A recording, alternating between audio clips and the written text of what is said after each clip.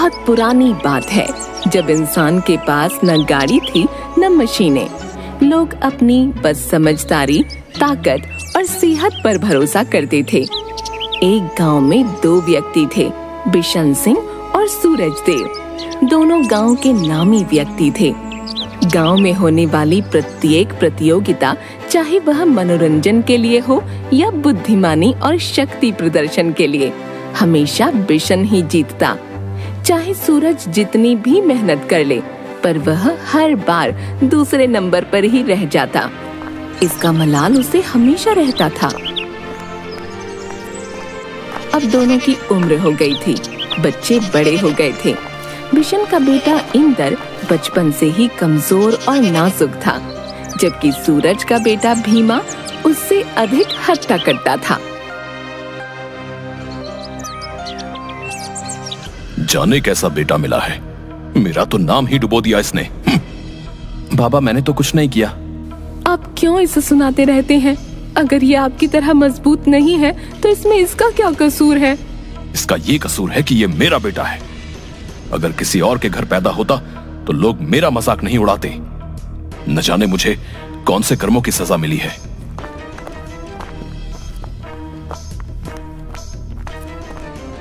बेटा, तू बुरा मत मान। बाबा हैं तेरे, गुस्से में बोल जाते हैं, पर उनकी जान अटकी है तुम में।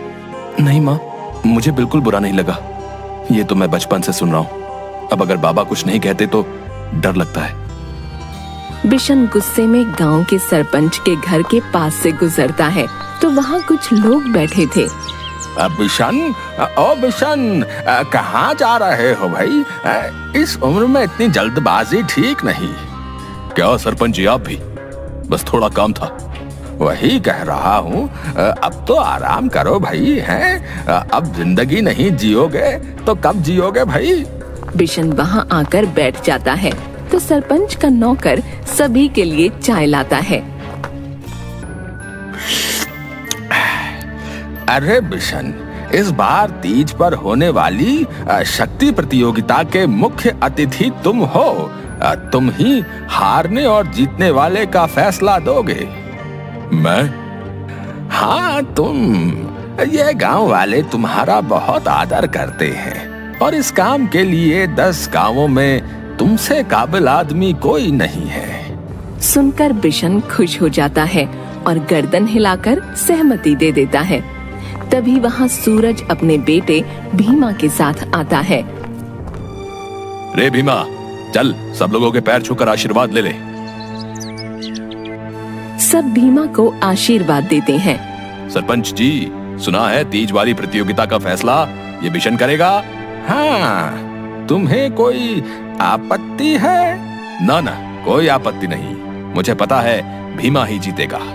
पिछले 3 सालों से यही जीत रहा है। इसको हराने वाला कोई नहीं है। मेरे सपूत ने नाम रोशन कर दिया। ये बिशन के बेटे की तरह नहीं है। मेरे बेटे को बीच में मत लाओ। अरे, उसे बीच में लाकर क्या होगा? मर जाएगा बेचारा कमजोर लड़का। वैसे तू बुरा मत मान, मैं समझता हूँ तेरा नाम डुबो दिया है उसने। इससे अच्छा तो होता ही नहीं, कम से कम तेरा रुतबा तो बना रहता। देख सूरज, मेरा बेटा जैसा भी है ठीक है, तू अपने काम से काम रख। बुरा मान गया, मान ले। तेरे तो बुढ़ापे की लाठी ही टूटी हुई है। तू अपनी लाठी संभाल, मेरी फिक्र मत कर। बेटे के दम पर बोल रहा है, अपनी हालत देख। अच्छा, तो ले आ अपने बेटे को मैदान में। डरता क्यों है? बिशन चुप हो जाता है।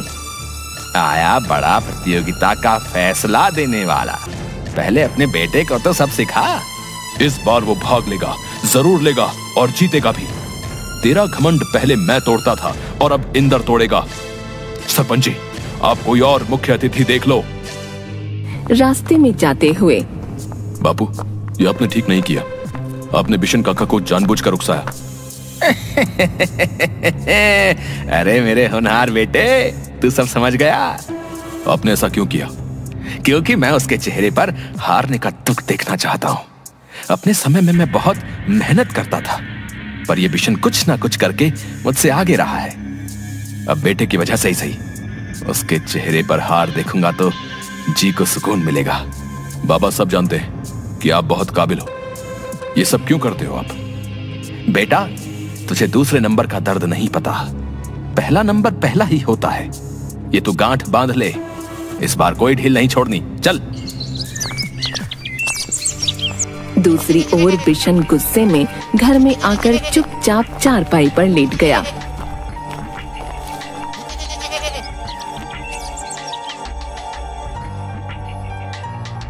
उसकी पत्नी बहुत पूछती है पर वह नहीं बताता।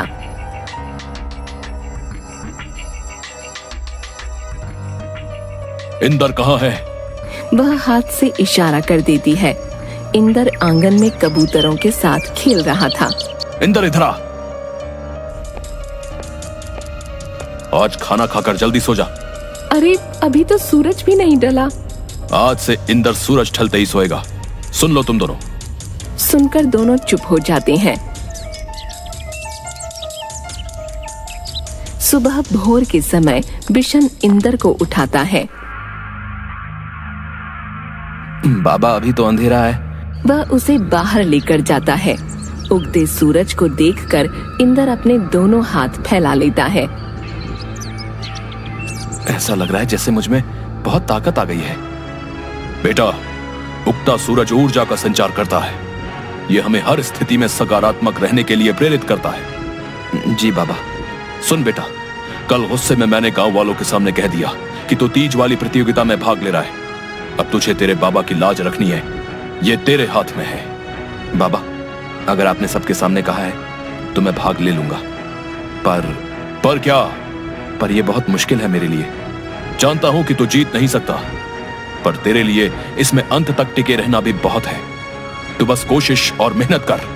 जी बाबा, आप जैसा कहेंगे मैं वैसा ही करूंगा। बिशन इंदर को सुबह सूरज उगने से पहले ही उठा देता। 2 दिन बाद ही इंदर की तबीयत खराब हो गई। आप क्या कर रहे हैं? देखिए, इंदर बीमार हो गया। आप अच्छी तरह से जानते हो कि वो कठोर शारीरिक काम नहीं कर सकता। अब देखिए, उसकी पूरी देह दुख रही है। बेचारा खाना भी नहीं खा पा रहा। चिंता मत करो, ठीक हो जाएगा। शुरू में ऐसा होता है। तुम बस उसके खाने पीने का ध्यान रखो। बिशन इंदर से दौड़ लगवाता, रस्सी कुदवाता, वजन उठवाता, पहाड़ी की चढ़ाई करवाता, भागते हुए बैलों को नियंत्रित करवाने जैसे कई व्यायाम करवाता ताकि वह मजबूत बने, अंत तक प्रतियोगिता में बना रह सके।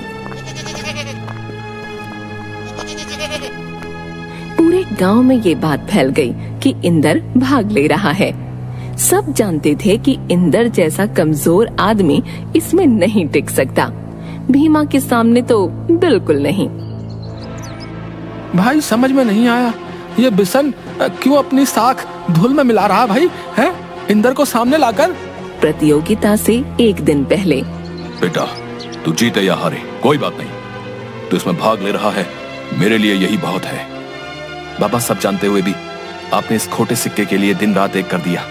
मेरे लिए यह प्रतियोगिता किसी और के साथ नहीं बल्कि खुद के साथ है। मैं देखना चाहता हूं कि मैं क्या कर सकता हूं। मैं पूरी कोशिश करूंगा कि आपकी उम्मीदों पर खरा उतरूं। तीज वाले दिन प्रतियोगिता में भीमा ने हरी और इंदर ने पीली धोती पहनी। चारों ओर लोग ही लोग खड़े थे। प्रतियोगिता प्रारंभ हुई।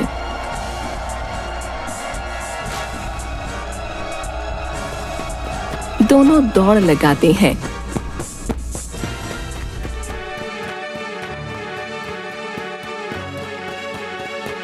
तब आगे एक बड़ा बकरियों का झुंड पूरे रास्ते को घेर कर खड़ा था।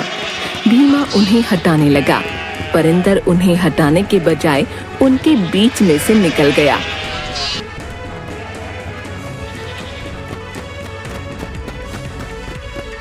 उसके बाद वे दोनों दौड़ते हुए जंगल में एक नदी किनारे पहुंचे। वहां नदी पार करने के लिए 2 नावें मोटी रस्सियों से बंधी थीं। भीमा पूरी ताकत से रस्सी खोलने लगा। इतने में इंदर नदी में कूदकर तैरने लगा। उसे देखकर भीमा ने भी वही किया।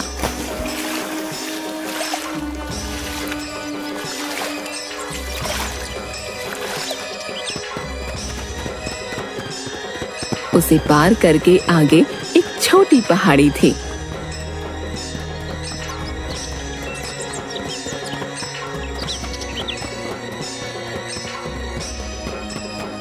इस पर चढ़ने पर फिर से बहुत सारे घोड़ों ने उनका रास्ता रोक लिया। इस बार भीमा घोड़ों को हटाने के बजाय उनके बीच से निकलने लगा। पर इंदर वहीं खड़ा कुछ सोचने लगा। भीमा दौड़ते हुए आगे निकल गया। उसे लगा अब इंदर उसका मुकाबला नहीं कर पाएगा, परंतु तभी तेज गति से दौड़ता हुआ एक घोड़ा आया और उससे बहुत आगे निकल गया। इंदर उसी घोड़े पर सवार था। वह जीत गया। सोचा नहीं था कि इंदर इतना समझदार है। मान गए हैं? बिशन ने पीतल को भी सोना बना दिया भाई है। इंदर बिशन के पैर छूता है तो वह उसे उठाकर गले लगा लेता है और उसकी आंखों में आंसू आ जाते हैं। बाबा, आप क्यों रो रहे हैं? बेटा, ये तो खुशी के आंसू हैं। आज तू मेरी उम्मीदों से कहीं आगे निकल गया। तूने मेरी नाक गर्व से ऊंची कर दी बेटा।